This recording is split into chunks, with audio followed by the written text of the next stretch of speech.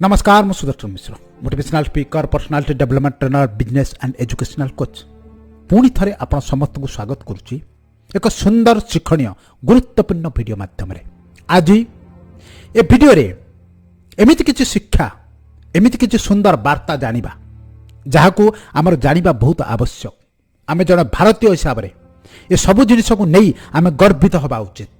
आमे ए जिनिस को जानी आम कार्य लगई आम जीवन को सफल करबा उचित।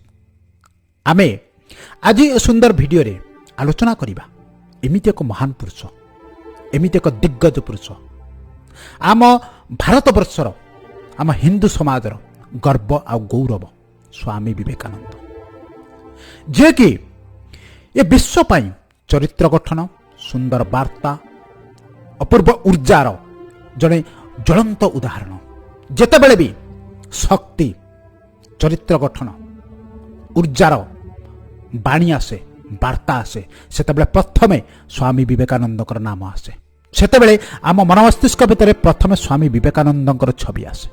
आज ए सुंदर वीडियो रे तांका जीवन दुईटी अमूल्य शिक्षा पुणी थरे जानिबा आम जीवन को पुणी सुंदर करी आम चरित्र को पुणी सुदृढ़ करी गढ़ी तोलिबा। जेतेबेले भी मु ए व्यक्ति उपरे ए महान पुरुषों ऊपर वीडियो तैयारी करछि आम ओडिशावासी बहुत आग्रहर सहित शुणी तेणु निश्चित भाव में मु आशा रखुछि आपण माने ए जो सुंदर शिक्षणीय वीडियोटी को आग्रहर सहित शुणिबे। स्वामी विवेकानंदर जीवन दुईटी अमूल्य शिक्षा को आज निश्चित भाव आपण जीवन में लगेगा चेष्टा करेंगे। ए वीडियोटी को पूर्ण करने ए वीडियोटी द्वितीय पर्याय को जावाई ये जिनसटी जाना बहुत आवश्यक। स्वामी विवेकानंद जितेबले बाहरी अमेरिका को जावाई ए हिंदू धर्म ए सनातन धर्म ए भारत वर्षर गर्व गौरव इतिहास भविष्यत वर्तमान ये सबु जिनसर अपूर्व गुण गान करने बाहरी अमेरिका को सेतेबेले से जाई पहुंची गुरु द्वार रे चाहते गुरु पाखु आशीर्वाद नवाई से जड़े महान गुरु भक्त जेमिति गुरु सेमिति शिष्य अपूर्व गुरु दिग्गज शिष्य से शिष्य जाई पहुंची गुरु पाखरे सेतेबेले देखिचंती गुरुमाता ताको रोसई घर रे किछि कार्य करुचंती। ए सुंदर शिक्षाटी को प्रत्येक मनुष्य शुणा बहुत आवश्यक। आ युव समाज तो निश्चित भाव में से गुरुमाता रोसई जिते कार्य व्यस्त अच्छा ये से जाई नमस्कार कर गुरुमाता को गुरुमाता मु जाऊे सात समुद्र पार विदेश को आम समाजर हिंदू समाजर गुणगान करने आपणकर आशीर्वाद पाई मु आसी। से गुरुमाता चुपकी रही तापर किसी समय पर कहते नरेन तले जो छुरीटी पड़ी ताको मते टिके उठेकी दियो। स्वामी विवेकानंद जहाँकर पूर्व नाम नरेन थिला सेतेबेले से छुरीटी को उठे एवं माता गुरुमाता हाथ को बढ़े दी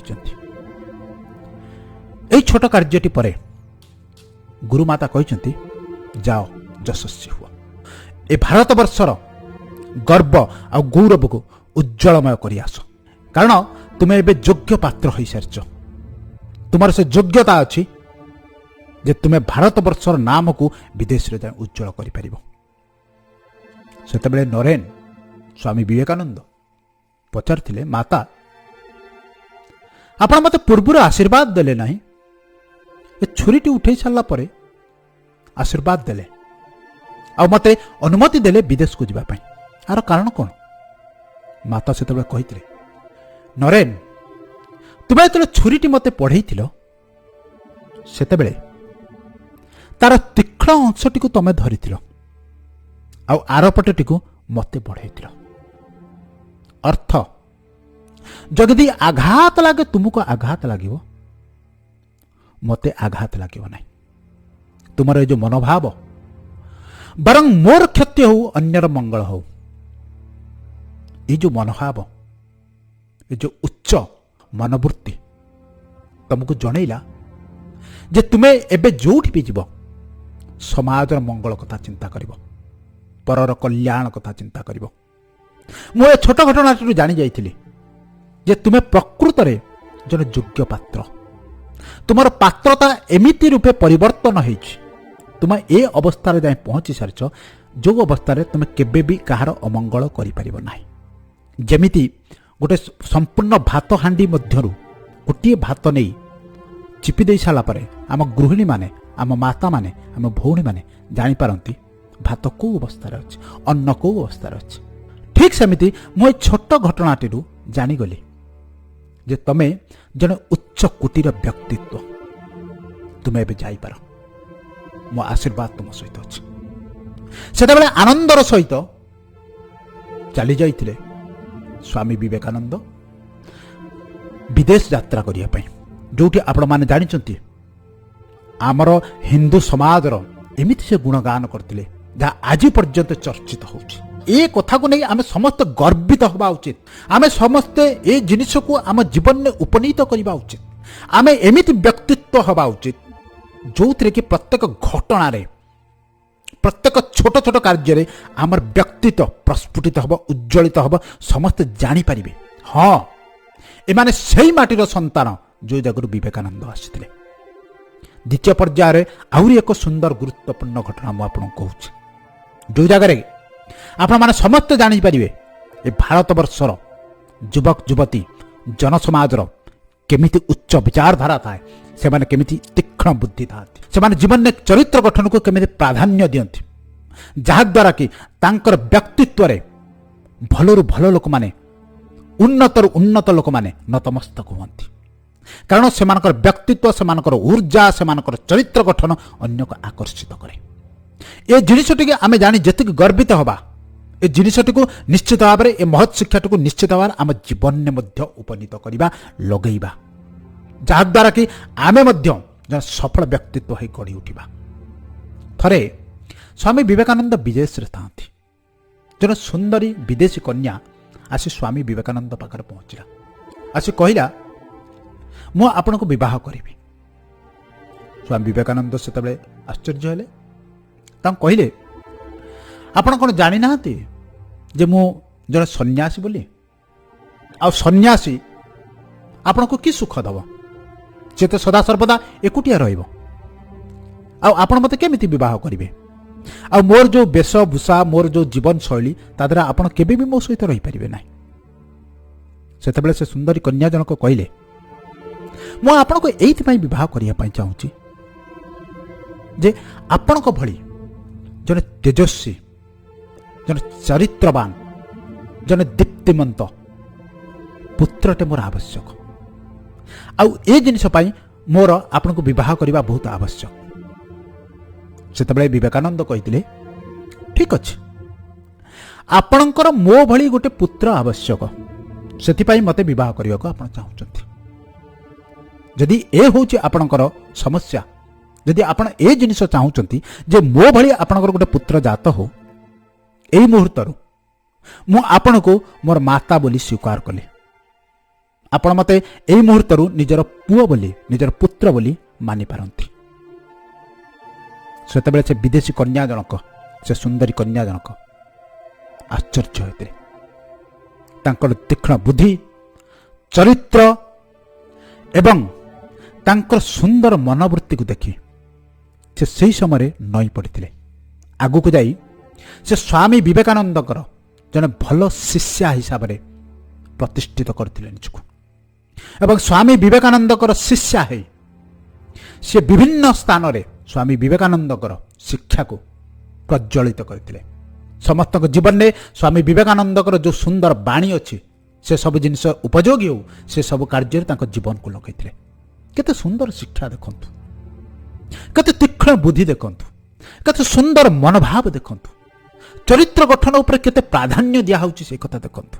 ଏ ହେଉଛନ୍ତି ଆମ ଭାରତବର୍ଷର ପୂର୍ବଜ, ଏ ହେଉଛନ୍ତି ଆମ ଭାରତବର୍ଷର ପୁରୁଷ, ଏ ହେଉଛନ୍ତି ଆମ ଭାରତବର୍ଷର ସନ୍ତାନ, ଯେଉଁ ସ୍ଥାନରେ ଆମେ ଜନ୍ମ ନେଇଛନ୍ତି। ଆଉ ଏ ସମସ୍ତ ଜିନିଷ ଆମ ଦ୍ୱାରା ମଧ୍ୟ ସମ୍ଭବ।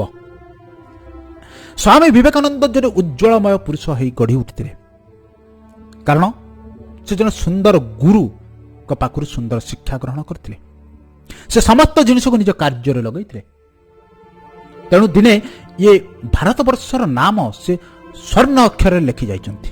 ତେଣୁ ଏ ଭାରତବର୍ଷର ଏ ଓଡ଼ିଶାର ଯେତେ ବି ଯୁବକ ଯୁବତୀ ଅଛନ୍ତି, ସେମାନେ ଯଦି ସୁନ୍ଦର ଶିକ୍ଷା ନିଜ ଜୀବନରେ ଲଗେଇବେ, ସେମାନେ ଯଦି ସବୁବେଳେ ସୁନ୍ଦର ଜିନିଷ ଶୁଣିବେ, ସେମାନେ ଯଦି ଜୀବନର ଅମୂଲ୍ୟ ତତ୍ତ୍ୱ ଅମୂଲ୍ୟ ଶିକ୍ଷାକୁ ନିଜ କାର୍ଯ୍ୟରେ ଲଗେଇବେ, ଦିନେ ନା ଦିନେ ସେମାନେ ମଧ୍ୟ ଏ ଭାରତବର୍ଷର ଗୋଟେ ଉଜ୍ଜଳମୟ ତାରକା ହୋଇ ପ୍ରସ୍ଫୁଟିତ ହେବେ। ଏ ଆଶା ଆଉ ବିଶ୍ୱାସ ନେଇ ମୁଁ ଏ ସୁନ୍ଦର ଭିଡ଼ିଓଟିକୁ ସମାପ୍ତ କରୁଛି।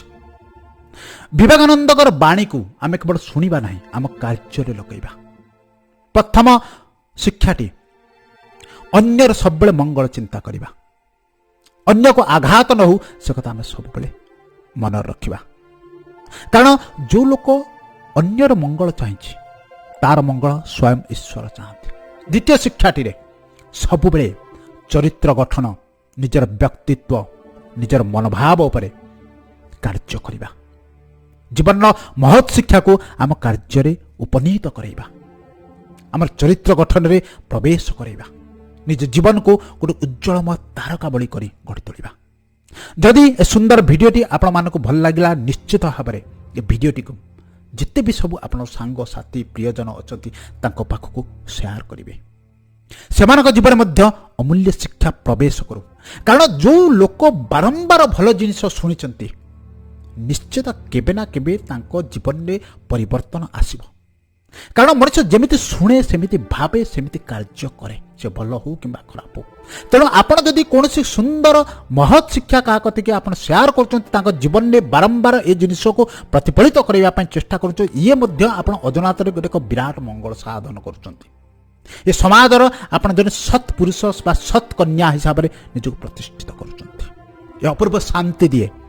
ହଁ, ଆମ ଦ୍ୱାରା କିଛି ଭଲ ଜିନିଷ ହେଉଛି। ଯଦି ଭିଡ଼ିଓଟି ଭଲ ଲାଗିବ ନିଶ୍ଚିତ ଭାବରେ ଆକୁ ଲାଇକ୍ ମଧ୍ୟ କରିବେ। ଯଦି ପ୍ରଥମ ଥର ମୋତେ ଶୁଣୁଛନ୍ତି ଚ୍ୟାନେଲଟିକୁ ନିଶ୍ଚିତ ଭାବରେ ସବସ୍କ୍ରାଇବ୍ କରିବେ। ପୁଣି ଆପଣଙ୍କ ସହିତ ଦେଖା ହେବ ଏମିତି କିଛି ସୁନ୍ଦର ବାର୍ତ୍ତା ମାଧ୍ୟମରେ, କିଛି ଜୀବନର ମହତ୍ ଶିକ୍ଷା ମାଧ୍ୟମରେ। ଆଜି ପାଇଁ ଏତିକି, ଧନ୍ୟବାଦ।